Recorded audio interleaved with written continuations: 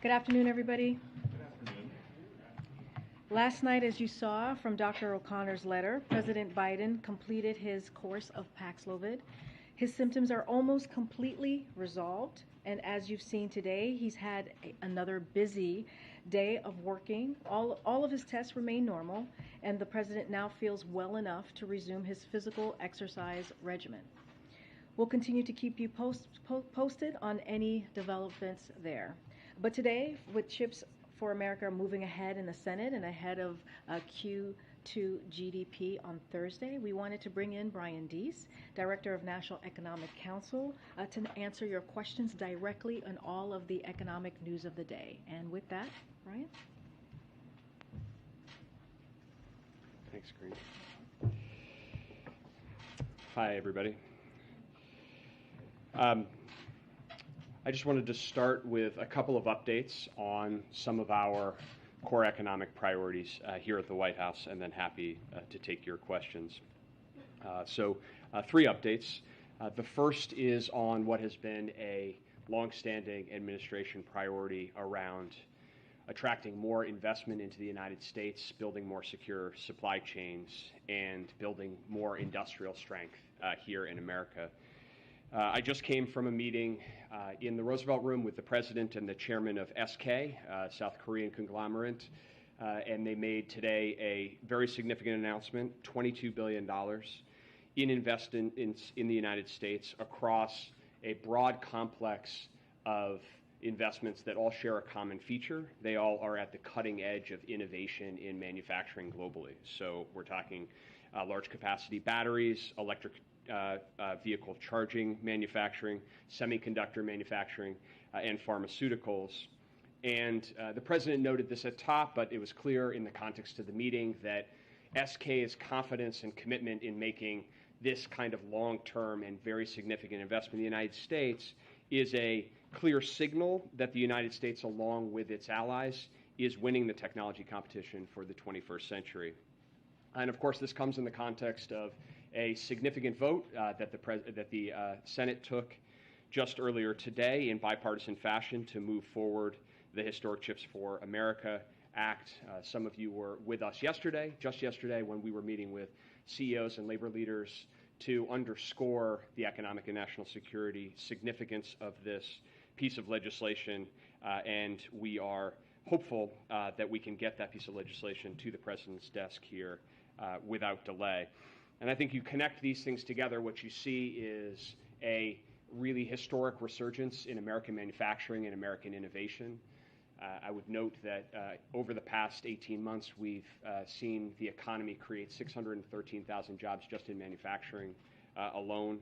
That's the strongest growth in manufacturing in 3 decades.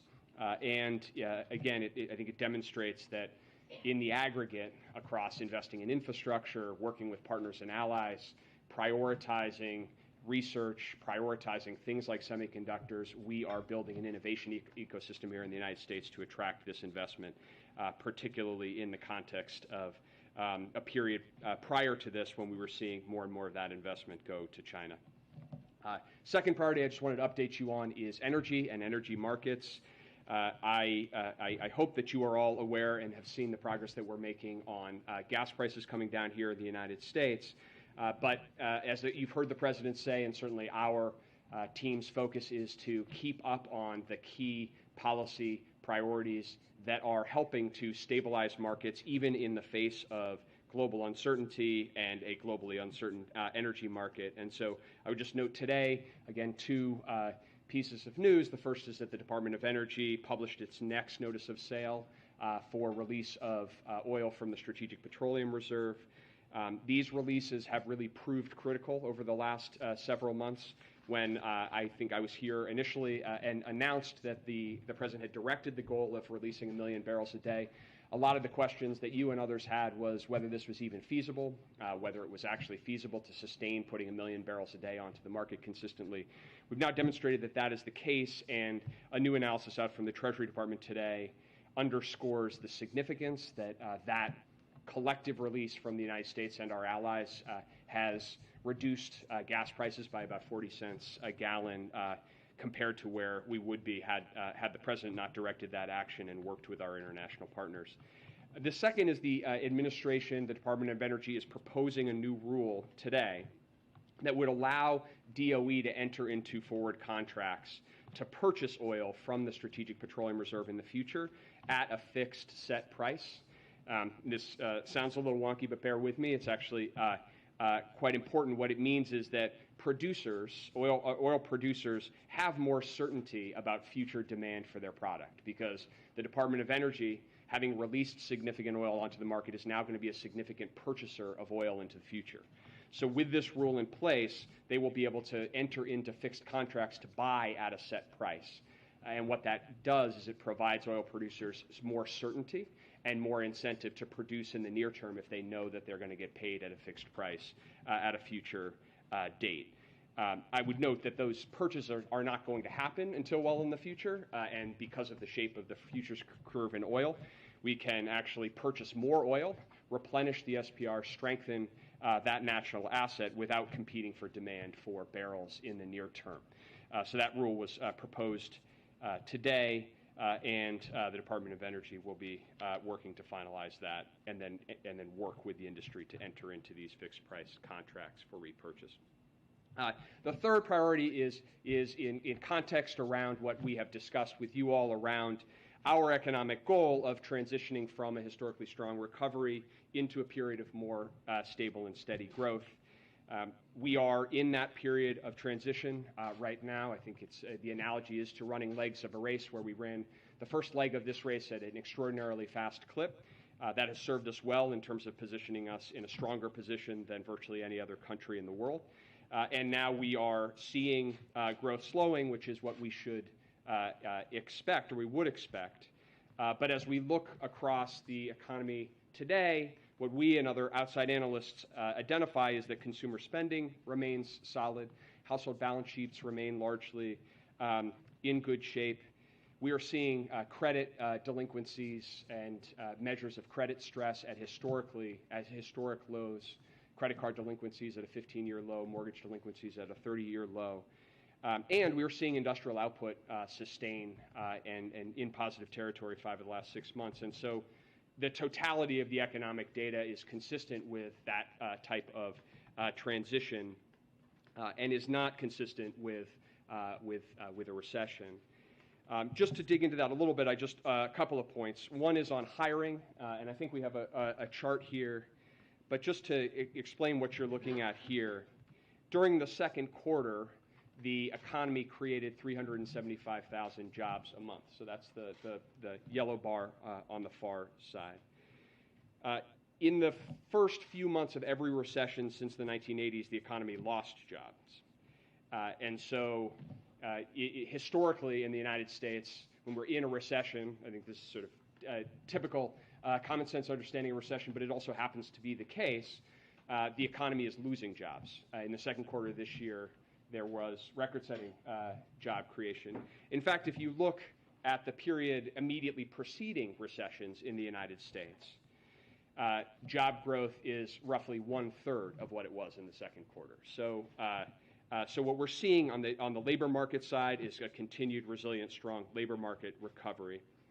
On spending and investment, again, what economists think about as core to the economy's strength, what consumers are doing in terms of spending, what households are doing in terms of investment in businesses.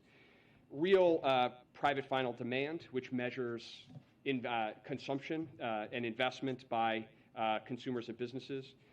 It grew at 3% in the first quarter. It's expected to grow in the second quarter. And then again, that's in contrast to what we see typically during recessions. So I just want to make a final note on the definition of recession, which has been an issue that I know many of you have reported on. As Secretary Yellen said on Sunday, 2 negative quarters of GDP growth is not the technical definition of recession. It's not the definition that economists have traditionally relied on. There is an organization called the National Bureau of Economic Research, and what they do is they look at a broad range of data in deciding whether or not a recession has occurred. That is the process that economists and administrations have used for years and decades to identify when a recession has occurred. But from the president's perspective, putting that technical question aside, the most important question economically is whether working people and middle-class families have more breathing room, they have more job opportunities, their wages are going up in a stable way, and they're able to afford the important things in their lives, from food and gasoline also to health care and prescription drugs, and afford education for themselves and their children and otherwise. And that is what has animated his economic strategy. It's what his focus is on. It's why you have seen him as focused as he has been on trying to work to take policy actions that will lower prices and lower costs for American families in this moment, even as we work to bring inflation down and effectuate that transition to a more stable and steady state. So with that, let me pause and happy to take any questions you may have. Thanks, Brian.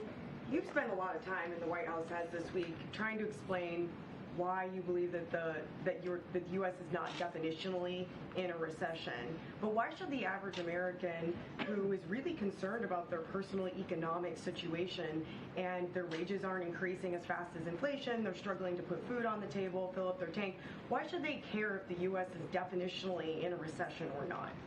Yeah, it's a great question. It was what I was trying to underscore in terms of where the president really centers on in terms of his economic policy and his economic goals. At core, what his focus is and the direction to his team is to say, are we putting in place the right policies and the right strategies that will help those working Americans, middle-class families, achieve some measure of economic security and economic dignity, and be able to have upward economic mobility as well.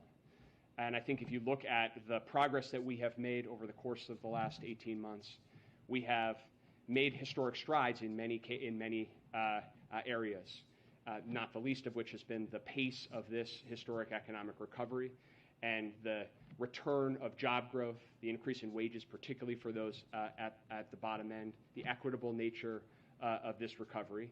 And we have a serious inflation challenge, which is hitting economies around the globe, but is hitting Americans. And that's why you have a president that is focused as acutely as he is on what we can do to actually lower prices right now. And I would say that, the reduction in gas prices that you've seen over the last couple of weeks is providing some measure of breathing room. Not enough, but some measure of breathing room.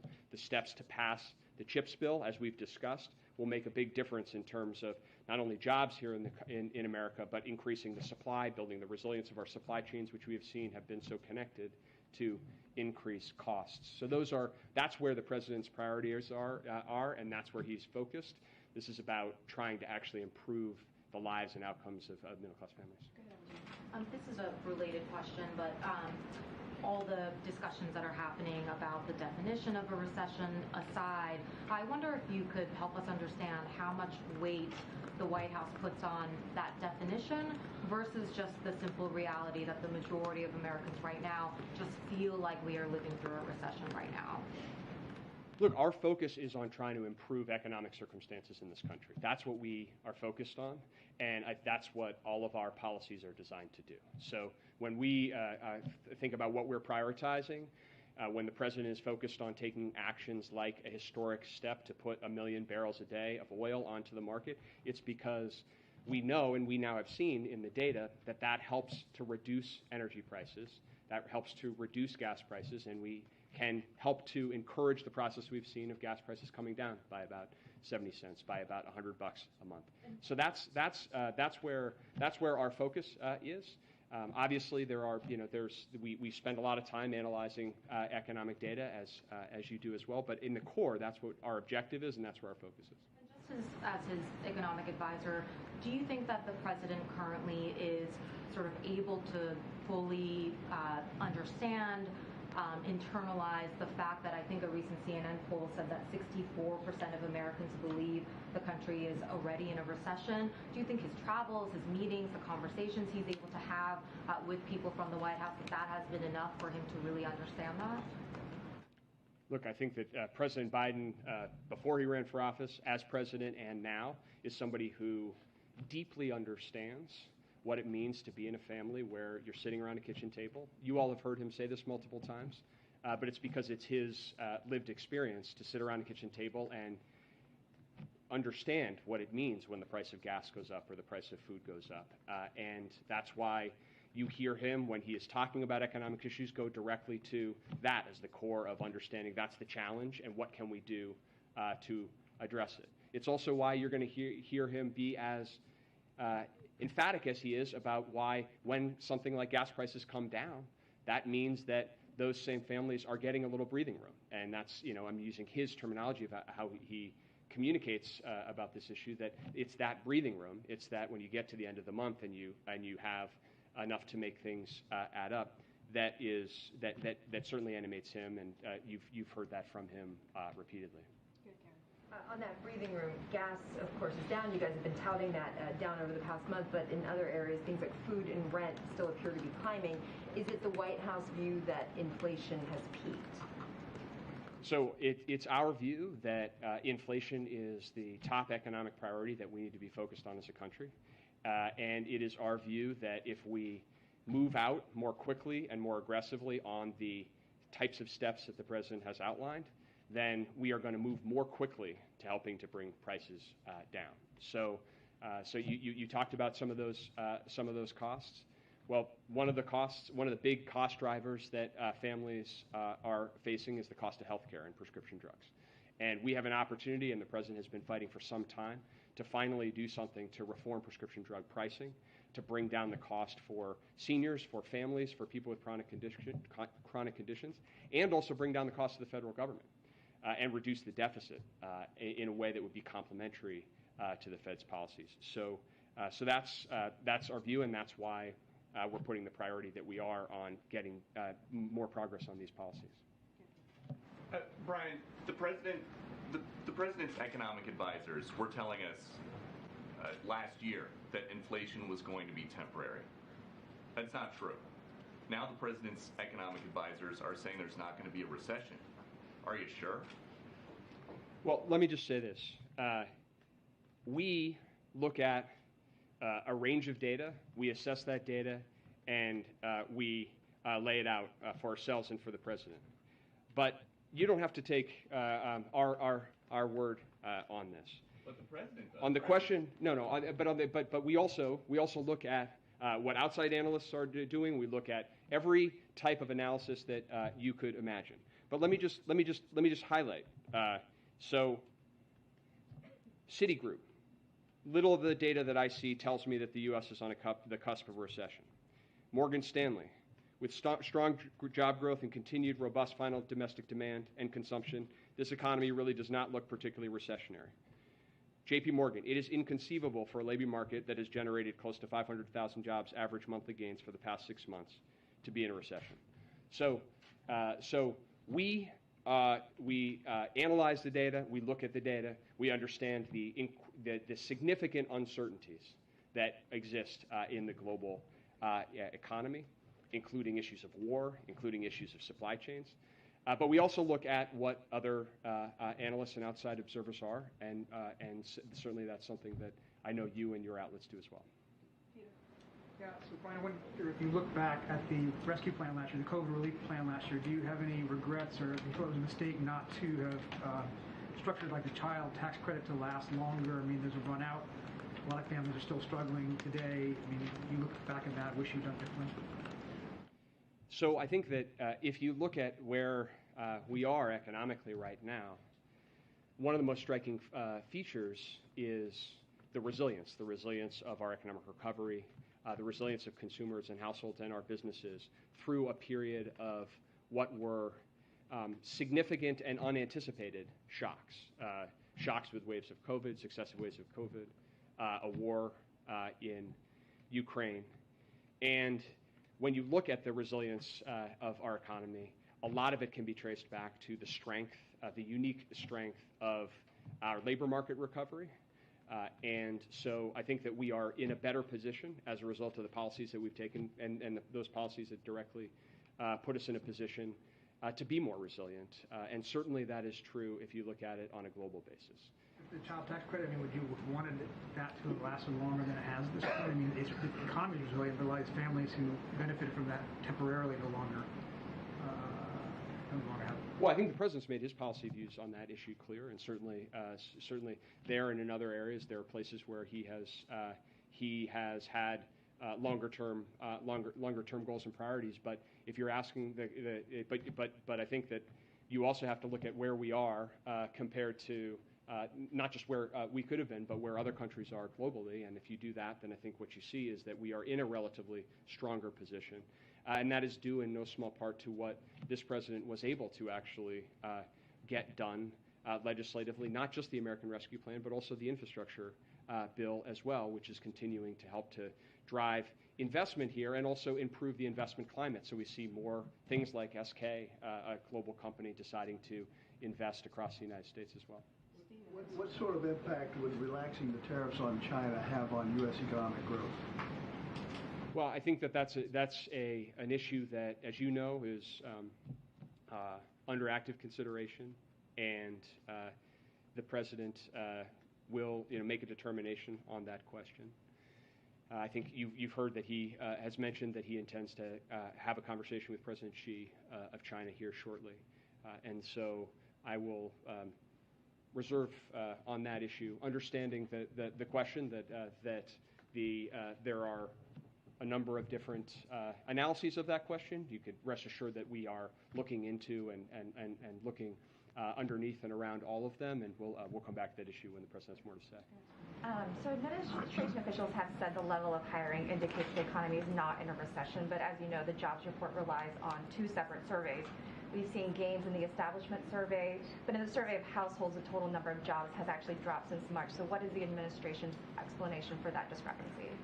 Well, again, I would say you point to the administration. Certainly that is our view, but it's not our view in isolation. Just to reinforce, I will not repeat myself, but in this case, Moody's, for example, job numbers are incongruous with fears that a recession is dead ahead.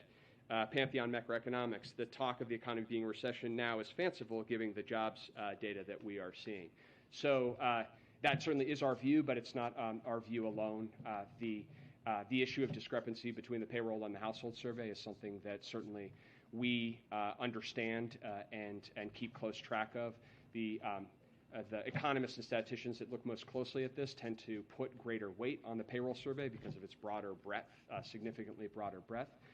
But we also, and I think that you've heard this from the podium consistently as well, we don't put too much stake in any one individual month of data, which is why I think looking at the trend, at least we were looking at the trend, looking at the trend in the labor market probably provides the clearest picture, and that trend on that front is consistent, historically strong job growth. As I mentioned, about 400,000 jobs a month over the course of the last 3 months.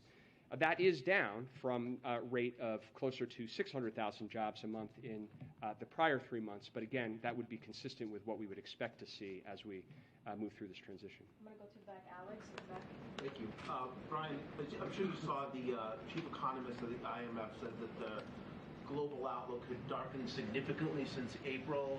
And I think he said that the world was teetering on the edge of a global recession. So if that were to happen, wouldn't the shock waves reverberate, and sort of, even if we're in a stable position right now, wouldn't that sort of affect us as well? And then just to go back to what Peter asked, I don't want to reiterate this question, but I don't want to repeat it, but for some reason, people are very gloomy about the state of the economy, and I wonder if you could just think through why the data you presented, the reassurances you have made seem to are being challenged, from left and right alike. So on your first question, look, there's no question that the global economy right now faces a set of very serious historic challenges and real and elevated risks. A lot of that is emanating the second and third order impacts of the war in Ukraine and its impact on supply and its impact on energy markets.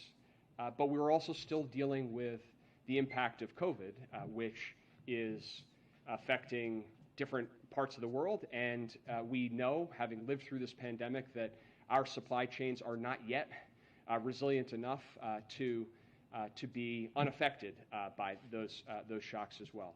So those risks in the global context are real, and it's part of why you see the president putting the priority that he has on working to maintain a strong, unified global coalition on things like the war in Ukraine, working proactively on issues like a price cap on Russian oil to try to get ahead of future challenges in the market, working diplomatically around issues of food security, and trying to do what we can to address the very serious challenges of food security internationally.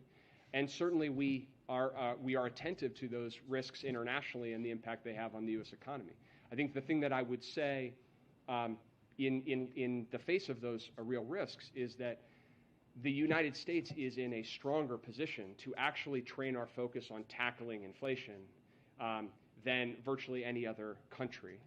And you see that not only in the indicators that we've talked about today, you see that, for example, in the strength of our currency. Do you think we're stronger than the Euro bloc in aggregate in terms of weathering a recessionary shock?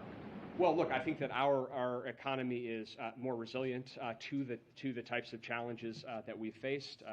For example, with respect to food, we're a net exporter of agricultural commodities, and obviously the high prices are hitting Americans very hard, but they're in a way that is different from some places that are facing famine, for example. But I think if you look at the sort of core elements of economic resilience, the United States is better positioned, which is not to suggest, and I think it goes to the second point, the challenges that American families are facing and the concerns that they have about the cost of food, the cost of gas, the challenges of supply chains that are still not fixed so that things don't work the way that they always have. We understand, the president certainly understands, those challenges are real and they're affecting people in their daily lives. So our goal and our focus is not to try to ignore them. In fact, it's the opposite. You have a president who is saying, those are the key challenges that I'm trying to wake up every day to try to improve. There's a lot of things he can do on his own, and in places where he can, you've seen some real progress. There's places where he needs help from Congress as well. But we're seeing some real progress on there as well. This vote on the CHIPS Act today is historic. And hopefully we'll be in a situation to sign that into law and start having the impact of that happen in real time. Hopefully we'll be able to make some progress on big, significant issues like prescription drugs here in the coming days. Okay. Right. The Federal Reserve has been raising interest rates in chunks in order to try to tame inflation. We're expecting 75 basis points this week. What is the risk of overkill here, that they go too far? And do you think that so-called soft landing is still attainable? So, as you say, the Fed is operating its course on monetary policy, and this will not surprise you. I will leave that to the province of the Federal Reserve. I think that if we look at where we are in this transition, then certainly we believe that we not only can we move through this transition and get to a place of more stable growth without having to give up those economic benefits, but that we've identified, as the Fed operates and takes the steps that it will take, we have identified a set of very clear steps that we could take and that we could take working with Congress to actually help to increase the prospect that we get to that goal. And one of the things that I would underscore in that context is, and we've had conversations about this, and that it's a place where we don't always find common ground with Republican colleagues is that actually enacting deficit reduction at this time would be complementary to what the Fed is trying to accomplish. And if you look at something like prescription drugs, where you can actually lower costs for the end consumer or the end user and lower the cost to the federal balance sheet, then it has the all of the attributes that you would want at this moment to try to reduce price pressures in the economy and reduce price pressures for individuals' families' balance sheets. Just two quick questions on NEC projections. Is it, to level set and get it on the record, is it NEC's projection that the second quarter numbers will show positive growth or negative growth? So I will wait, as all of you will, to receive that data. We don't have the data, obviously, and we will not receive it until the appropriate time. And until then, I will leave it there. You have no expectation one way or the other? We are looking at every analysis and every projection that is being made, but we will wait and see where those numbers come out. So when it comes to the strength in the labor market going forward, if there is a picture that shows that the U.S. economy has shrunk over the first half of this year, at a time when inflation is at a 4+ decade high, at a time that the Federal Reserve is increasing interest rates, is it sustainable for there to be a strong, hot labor market in this country going forward? So we have a strong labor market, and we believe that the goal of our policy is to bring down inflation while maintaining strength in the labor market. That is the goal, and we believe that that is achievable, and that the policy steps that we are outlining would help increase the likelihood that we can get to that goal. Thanks. Brian, I'm curious how concerned you are about reports that U.S. retailers like Walmart, which came out last night, are reporting that inventories are piling up and consumers are foregoing pricier items. Well, I would say we're seeing a number of, I won't speak to any one individual company, but I think what we're seeing across consumer categories is that consumer spending overall continues to hold up. The composition of that spending is changing. We're seeing less spending on goods, more spending on services, and we are seeing some discounting activity as well. But I think that with respect to the question of inventories and discounting, this is also one of the issues of transitioning. That there was a period of time where the concern was companies couldn't get enough inventory and they were working through supply chain challenges. Certainly, it's clear that at least a number of companies across the economy may have ordered on inventory and are now seeking to actually discount prices. That discounting is again part of a process and can mean some good news for the American consumer. But I think in the aggregate, consumer spending is continuing to sustain at the macro level. And then one follow-up to Steve's question on the China tariffs, which I know you guys have been discussing internally for a long time. But did I understand you right that you're not giving us your internal projections of what cutting a portion of the tariffs would do to ease inflation or impact growth until the president makes his announcement? So you're not giving us anything ahead of time, like how you're viewing the debate, which is playing out internally and externally? Obviously, lots of stakeholders have thoughts on that. Yeah, I'm gonna leave our commentary on that issue for the president. As I mentioned, he's gonna be having a phone call, and we'll come to that issue when he's ready to do so.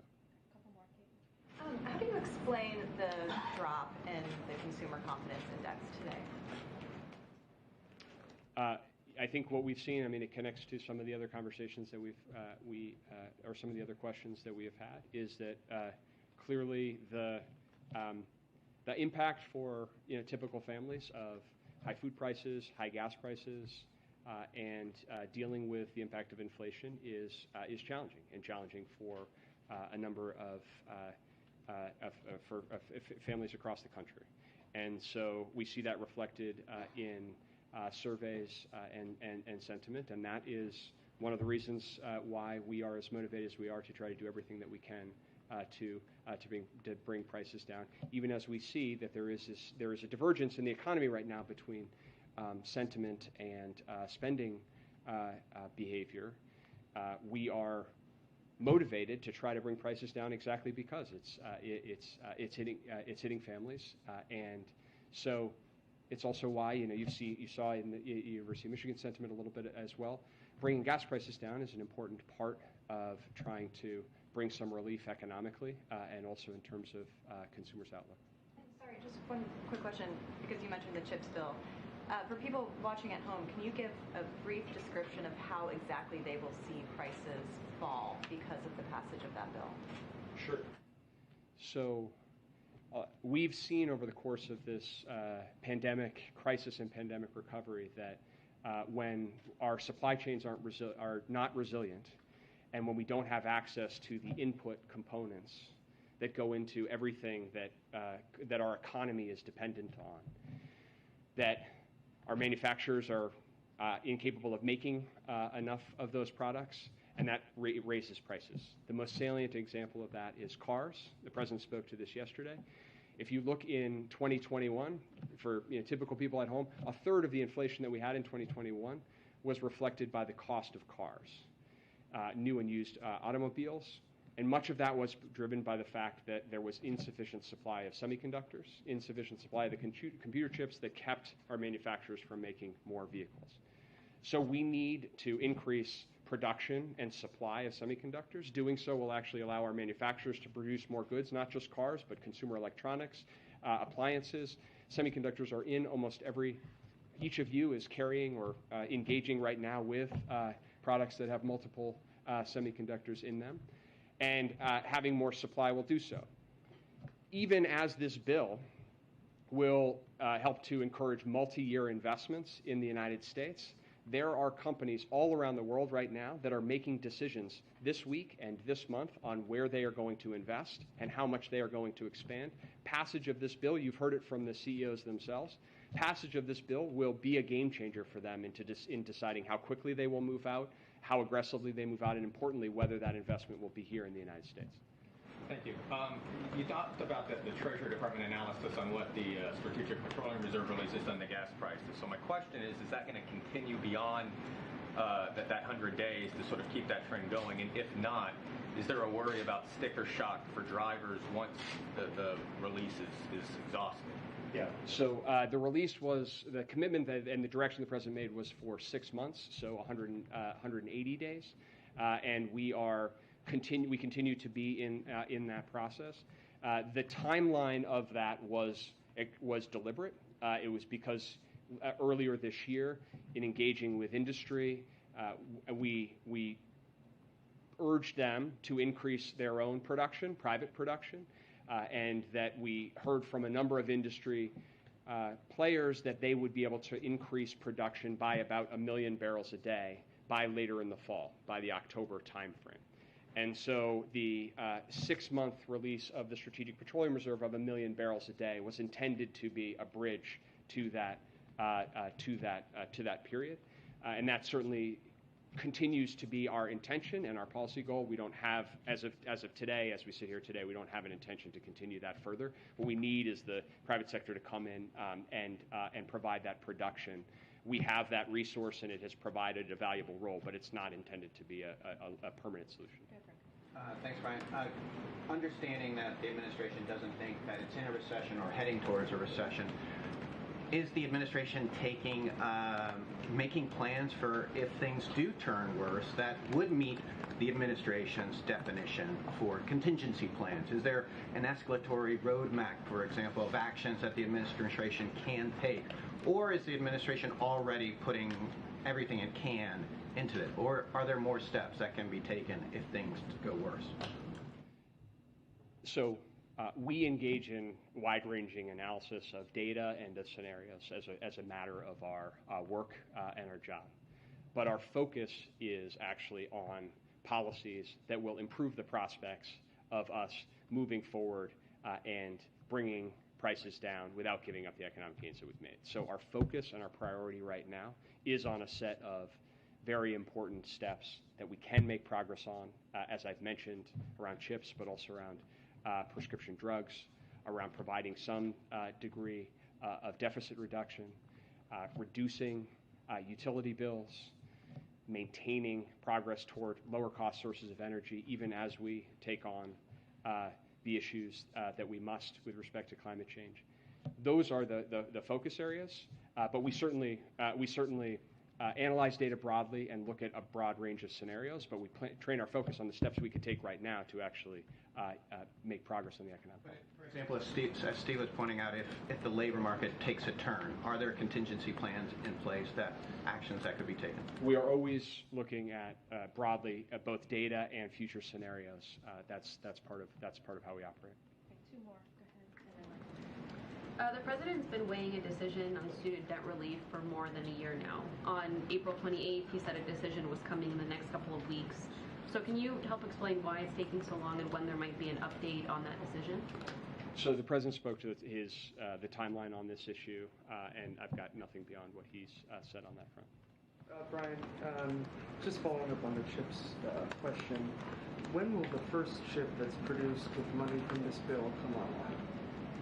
So the way that this bill operates, I would answer that question in 2 ways. The first is, when will we start seeing the economic impact in terms of investment decision-making and production? And the answer to that is immediately. And you don't need to go any further than asking the CEOs of the chip-producing companies and the chip-consuming companies about, they have been actively weighing decisions about when and how aggressively to make investment decisions on the confidence that the United States was going to step up and do this. In terms of the actual process of then distributing and allocating the resources in this bill, that will operate over the course of time. We'll move quickly out against that process. But of course, doing that requires great care to make sure that we are clearly enforcing the taxpayer protections that are in the bill. Sure. Because you want to be careful not to conflate that this is somehow the passage of this bill is going to address supply chain bottlenecks in the near term, right? You're not suggesting that. What I'm suggesting is that if we pass this legislation, it will be the most significant thing that we have done in decades as a country to actually demonstrate a long-term commitment to building more resilient supply chains, investing in research and innovation here in the United States. That is a multi-year project. It's something that the United States has failed to do for multiple years, and we have seen the economic and national security consequences of that. And so it's something that we should have done years ago. The sooner we get started, the better position we'll be. But I'm also suggesting that we will see the impact of this in terms of companies' decision making almost immediately. But the long-term, this is a long-term project, a long-term national project that is of vital economic and national security consequence, and the ultimate impact of that will be felt over the course of years. Ryan, I just have one last question here. Thank you all very much. Thanks, Brian. Appreciate it. Thank you. Thank you, Brian. Thanks, Brian. Okay, just one thing at the top here. So later today, President Biden will virtually join the House Bipartisan Disabilities Caucus celebration, marking the 32nd anniversary of the landmark Americans with Disabilities Act, which afforded inclusion and access for disabled Americans. President Biden was proud to co-sponsor this historic legislation as a senator, and his administration has taken a number of steps to advance equity for Americans with disabilities. That includes expanding employment opportunities, ensuring access to education and health, and increasing access to affordable housing, transportation, and broadband. For example, thanks to the bipartisan infrastructure law, today the Federal Transit Administration announced new investments to make it easier for people to get on board at the nation's oldest rail public transportation systems. Earlier today, the Vice President also hosted a roundtable with disability rights leaders to discuss access to reproductive health care, where she emphasized the administration's commitment to protecting reproductive rights and self-determination of all individuals with disabilities. Our nation has made great progress since 1990, and the Biden-Harris administration will continue working to ensure that the vision of the ADA is fully implemented for all Americans with disabilities. With that, Sung-Ming, go ahead. just have one. Can you discuss any measures that the president's doctors may be taking to try to lower the risk of long COVID when the president, and the reason I ask it is obviously I know he's up to it, or he's feeling up to it now, but there's anecdotal data to suggest that, taking it easy, not exercising might be one way to perhaps lower the risks. Well, one thing I would say is that, and you heard Dr. Jha say this as well, because the president's symptoms have been very mild, and as we saw from Dr. O'Connor's letter, he asked last night to exercise. We are pretty confident that we will continue to see the president to continue to recover from this. Look, the thing to remember, and you've heard us say this over and over again, Dr. O'Connor said this in his letter, you've heard Dr. Jha say this as well, is because the president is fully vaccinated, double boosted, and has the treatment of Paxlovid, which is, we see this as a teachable moment, you've heard us say, for the American public. Who else can they, for those who have not been vaccinated or have not gotten their booster yet, learn from than the President of the United States of how important it is to get those free vaccines, to get those free booster, and to be able to get Paxlovid, and to protect and to get that extra protection. And so, again, there's a reason why he's having very mild symptoms. It's because of the work that he has been able to do, and we are pretty confident that he will continue, to get better. On monkeypox, is the administration encouraging all Americans to get vaccinated? I guess, what's the guidance? So our guidance is, first, we've had a comprehensive and aggressive response to this. That's what we deployed. We rolled out that strategy last month in June, and so once we realized that it was what was happening, the cases that we were seeing, there were more than 300,000 vaccines across the country in a matter of weeks, and we quickly ordered the production of 5 million more vaccine when we saw that the virus was starting to spread. What we are telling people is to make sure that HHS has also made available testing, which is really important in this process. But we are also telling folks that if you have concerns or if you want to know what your personal protocol should be, that you should go to your provider, your medical provider, have that conversation with your medical provider, or also reach out to the local health agency in your state or city. Just saying everybody should get vaccinated. It's go to your doctor and talk about it. I mean, the best person or place to go to is your medical provider and have that conversation to see if it is if it is beneficial to you to get vaccinated. And then is the White House going to appoint a monkeypox coordinator similar to Dr. Jha's position? No, understand the question. I don't have any personal announcement to make at this time. Just a quick follow-up on the president's COVID status. So since today is day 5 of isolation, and I know that the White House would like him to first test negative, will he presumably take a test tomorrow, and then you'll assess from there? Do you have a plan yet? So that's up to the president's physician. We're going to continue to be transparent and share the president's physician's detailed note of his examination of him and how the president's going to do. We'll have that for all of you tomorrow. We will, when he gets tested, we will be transparent about that and share that with you. And then just two separate questions. It's been 2.5 weeks since the president signed an executive order on protecting reproductive rights.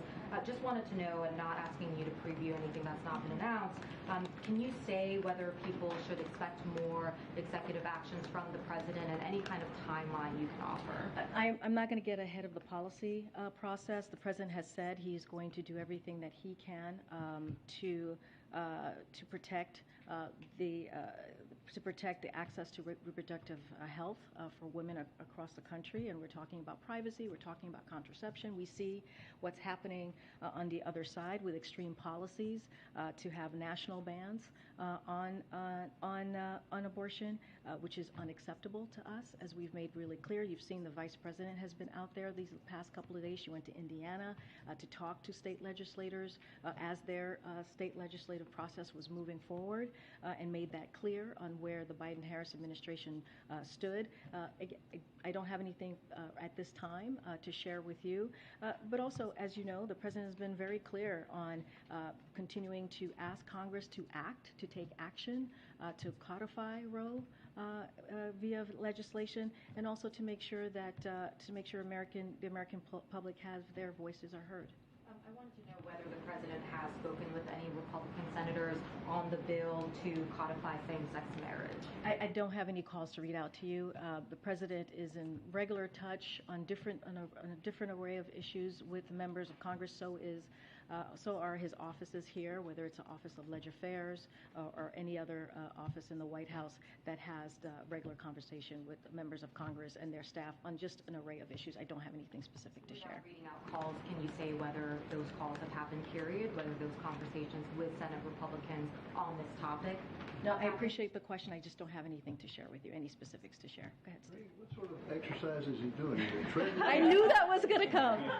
I knew, and I should have asked. I mean, look, you know, I think it says a lot, and I spoke to Dr. O'Connor earlier today, that the President is feeling, you know, well, and we should be thrilled and wanting him to have that negative test. I'm sure you guys are waiting for that as well, so you can see him in person, that he's doing well enough to say that he wants to work out. I think it's been reported in the past that he likes to do weights and he likes to be, you know, do the treadmills. I don't think I'm sharing anything confidential here, but yeah, I think it brought a smile to my face when I saw that he wants to work out.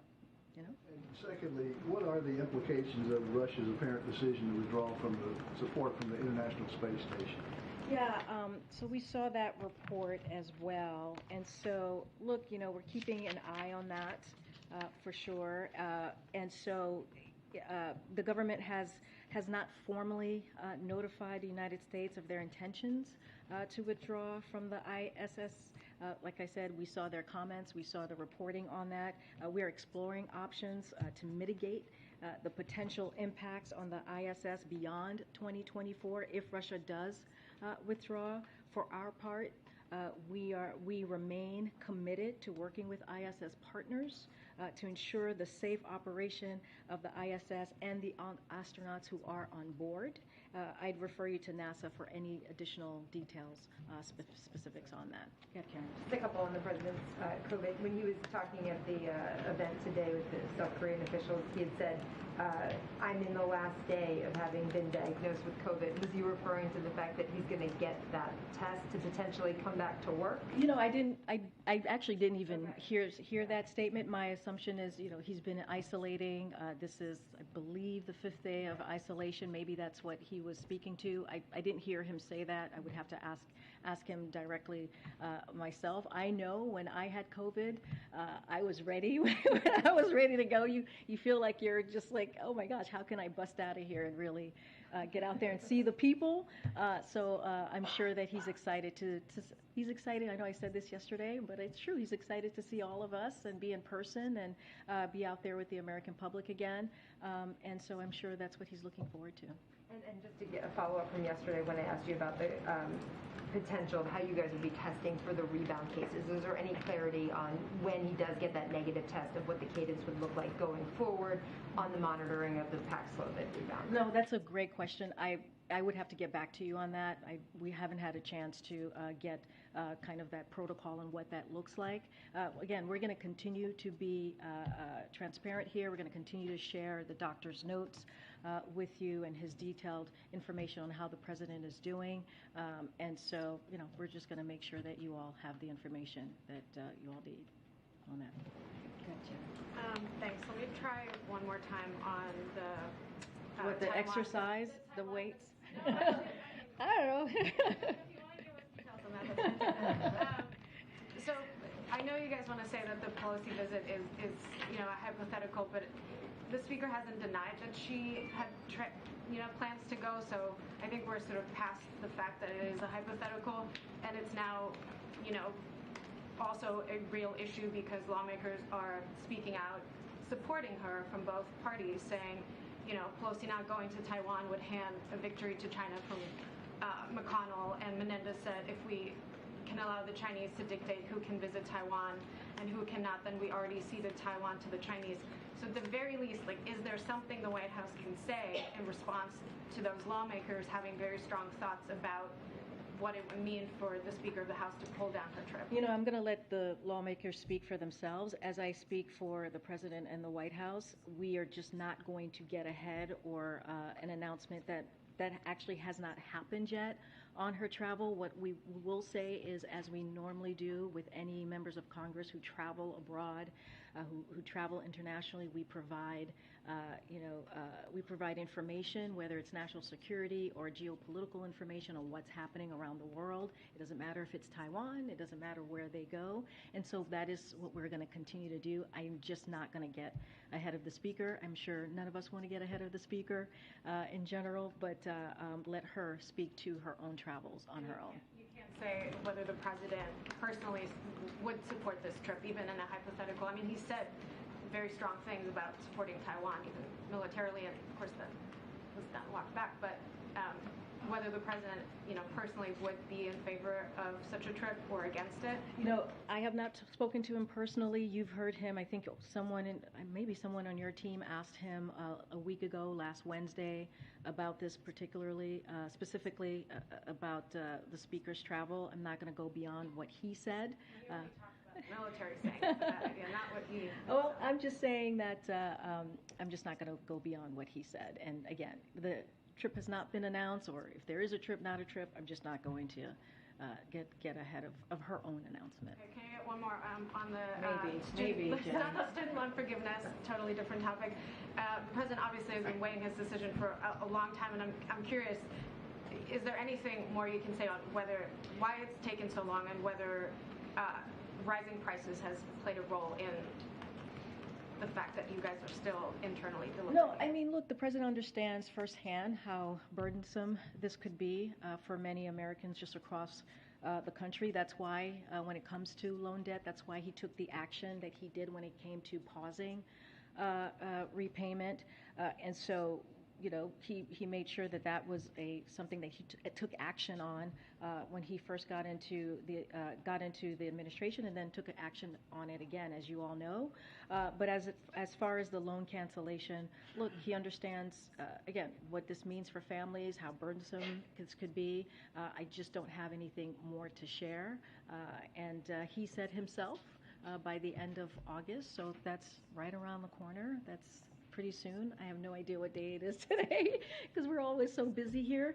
But he'll make a decision. He spoke to that last week, so I'll let him speak when he's ready. Good, right. Thanks. Is the test tomorrow that the President will take, will that be an antigen test? Will it be a PCR test? Is the decision whether to resume normal activities dependent on a PCR testing? So let me, and Dr. Jha actually spoke to this, and many of you who have probably had COVID, taking a PCR is not something that you can do for about maybe, I think, 60, 90 days because it's probably going to be positive. So it probably wouldn't be a PCR test is my guess from my experience, and I'm sure many of your experiences as well. What was the other part of your question, Franco? That was whether you thought it would be an antigen or yeah, a PCR. and Dr. Jha also spoke to this when he was asked about this last week. And another question, what plans does the administration or does Biden have in place for the anniversary of the withdrawal from Afghanistan? Is he going to give a speech? So we'll have more to share on that, on what our plans are going to be. I don't have a speech right now to detail or anything specific about the President's schedule to share on the anniversary, but we will have more to share as we get closer, just more broadly speaking. Okay, Michael. Pacific Northwest is facing in the next couple of days record heat. Is the part of the country least prepared for this sort of weather? What's the administration doing to Yeah, I spoke to this yesterday, and how our agencies here have been pretty much activated. We've been talking. Our offices here have been talking to the governors and the local state officials who have reached out and have asked for assistance. And so I don't have anything more specifically to share, but this is something that we're monitoring, especially as we see the fires in California. FEMA is involved. We have other agencies that are involved as well. We're helping with, as we talk about the fires, firefighters, and however else we can be helpful, whether it's funding or anything, any assistance. But it is something that the president is being updated on regularly, and this is something that we are clearly closely taking a look at and monitoring. If we follow up on the Respect for Marriage Act, it seems as if the Democratic leadership in the Senate has two possible strategies. One is they secure 10 Republican votes and before bringing it to a vote, and the second is that they put it on the floor and they challenge Republicans to take stance.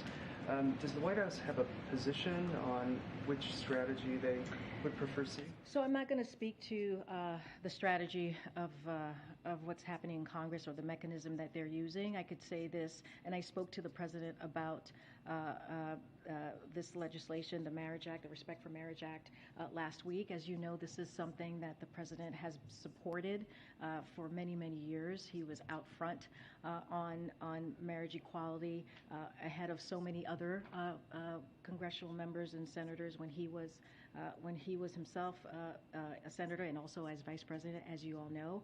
We put out a SAP last week when the legislation was moving forward, and so this is something that the president's going to continue to keep an eye on.